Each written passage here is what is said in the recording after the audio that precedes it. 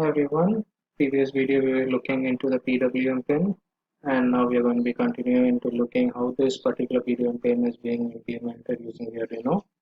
So we are going to be looking into the fading example. As we saw earlier in the second unit, the fading is the basic example of this particular PWM pin, which can be used either in LEDs or it can also be used in DC motors or some project. So the fading example demonstrates the use of the analog output PWM to fade an LED. Okay. This sample program is available in the file in your Arduino. When you go to the file you go to sketchbook, and in the sketchbook you will have examples. Okay. In that particular examples, you will be having the analog menu over there on the Arduino. Okay. So you go to the analog menu over there. Once you get this example running, grab your Arduino and shake it back and forth. Okay. What are you doing here is essentially mapping time across the space. So when you are moving your Arduino up and down, you are actually mapping time across the space over here. Twice the movement blurs each LED blink into a line. As the LED fades in and out, those little lines will grow and shrink in length. Okay, so you can, when you move your Arduino back and forth after this program is being run, you will be able to see this particular LED going accordingly to the blinking purpose over here. You can see that shrinking and growing in length can be seen over there. Now you are seeing the pulse width. This is how you will be able to see the pulse width of your particular signal over here. Okay. So the Arduino IDE has a built-in function called the analog write. Okay, you can analog write to a particular value which can be used to generate a PWM signal. This analog write cannot be used in your practical applications of an analog signal. Okay, you have the analog pins over there. You cannot use an analog write over there. I hope you remember. The purpose of analog pins in Arduino Uno is just for reading the analog values. So this analog write can be used only for specific purposes, which can be used to generate the PWM signal over here. When you are using the digital pins, you will normally use the digital write. But when you are using a PWM based digital signal, digital pin, you will be using the analog write over there because it is not going to be 0 and 1, it is not going to be 0 and 255, it is going to be the values in between them also. The frequency of this generated signal for most pins will be about 490 Hz. Okay. So approximately we saw that it was 500 Hz over there, and for that we got 2 milliseconds. So this normally for most of the pins it will be 490 Hz, and we can give the value from 0 to 55. So for that 490 you can give the value 255 over there using this function. So what you understand by that is analog write 0 means 0% duty cycle. Analog write 127 means it is a 50% duty cycle, and analog write 255 means it is a 100% duty cycle over here. Okay. So on the Arduino Uno, the PWM pins are 3, 5, 6, 9, 10, and 11. So you can see that in your Arduino, there are specifically 6 pins dedicated for PWM. Out of the 14 digital pins available, 6 pins are dedicated for PWM. And what are those pins?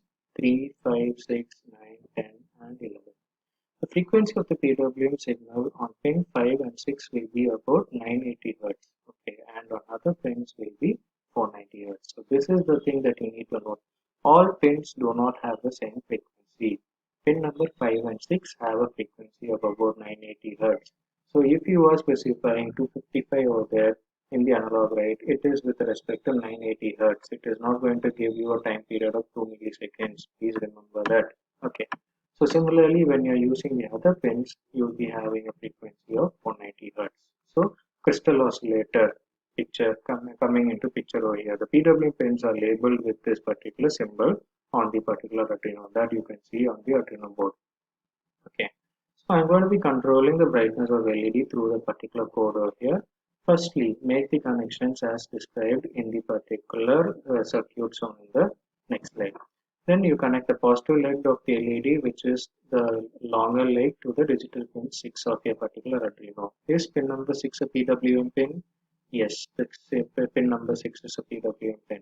And what frequency does it have? It has a frequency of 980 Hz. So you need to know these before you start the particular working of that.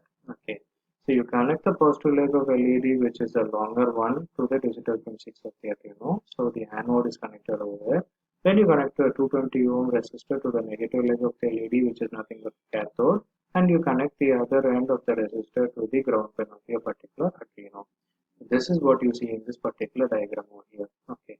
So you see that from the Arduino pin, and I told you about this symbol over here. Okay, this is what is representing the particular pin representing the PWM pin. So pin number 3, 5, 6, 9, 10, and 11. These are all the PWM pins over here. This pin number 3, 9, 10, and 11 have a frequency of, you remember, 490 megahertz. Okay, 490 hertz. Sorry, 490 hertz. And the other ones over here, that is your pin number 5 and 6. Those two pins have a frequency of 980 hertz over here. So we are connecting it to this 980 hertz over here. This is connected to the anode of your particular LED over here. That is, one leg is connected to socket over here. The other end of this particular LED is the cathode that is connected to the resistor having 220 ohm. And this particular 220 ohm resistor is connected, other end of the 220 ohm resistor is connected to the ground terminal over here. So I hope you are able to form this particular loop over here. Why do we use this resistor? To control the flow of current. Okay, that is all. You can either place this resistor before the LED connection or after the LED connection. Either you can connect this resistor to the anode of the LED, then to the supply, or you can connect this resistor from the cathode of the LED to the ground pin. Either way, you know that in a particular single loop over here, current is going to be the same, and that current is being controlled by this 220 ohm resistor. So either positions are the same. Okay. So let us now look into this particular program of brightness controlling of an LED, which can be the same program for controlling the speed of a particular motor. Okay. So instead of giving the terminology LED, if you give a particular motor over here, the program is going to be the same. You replace all LED terminals by LED terms over here, terminologies with motor. It will be the same program for a DC motor. The only consideration is to pin number 6, instead of connecting this particular LED, you're going to be connecting a DC motor over there. That is the only change. Okay. So int LED pin is 6. Okay. So I am declaring a variable by the name LED pin over here. Okay. So this is for easy understanding inside. If a person is looking into this program and he suddenly sees analog write 6 comma I, he will think whether this 6 is a number, what does it mean? Is it a variable? Is it a constant over there, 6 over there? What does it mean? Okay, so to avoid that condition, what you're going to do is you're going to declare a variable over there, and what is happening over here, you're initializing this data type to be integer, and what is it over here? It is 6. What is that 6 over here? Please remember that 6 is assigned to LED pin over here.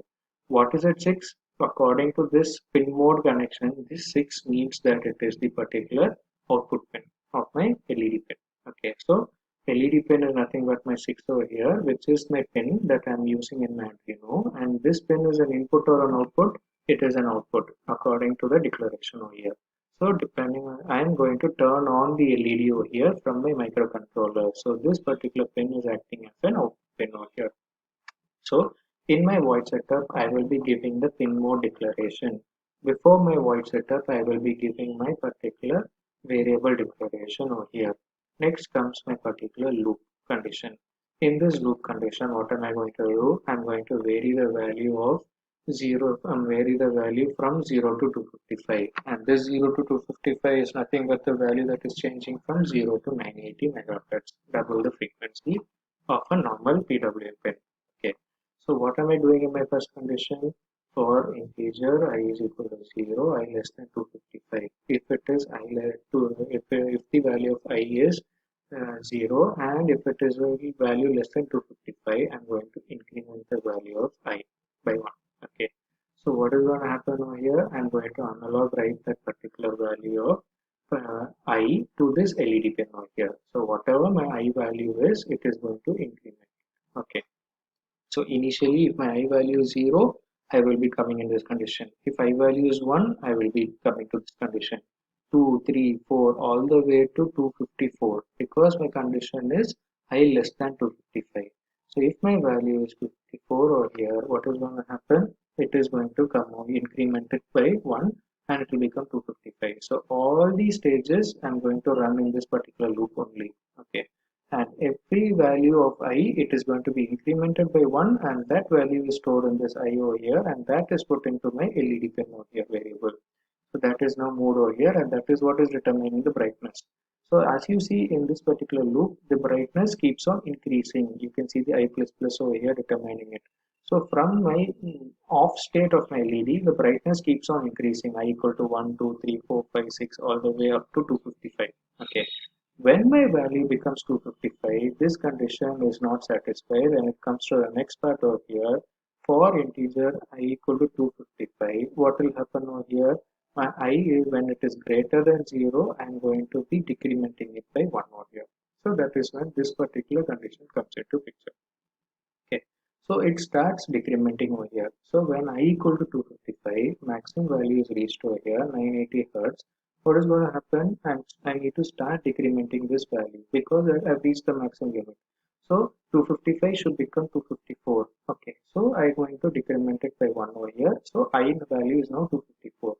And now it is going to be put into this delay pin over here. So after this condition, what is going to happen? I'm going to check what is my value. 254. Is it greater than 0? Yes, it is greater than 0. So I decrement it, make it 253. So 253 is put over here.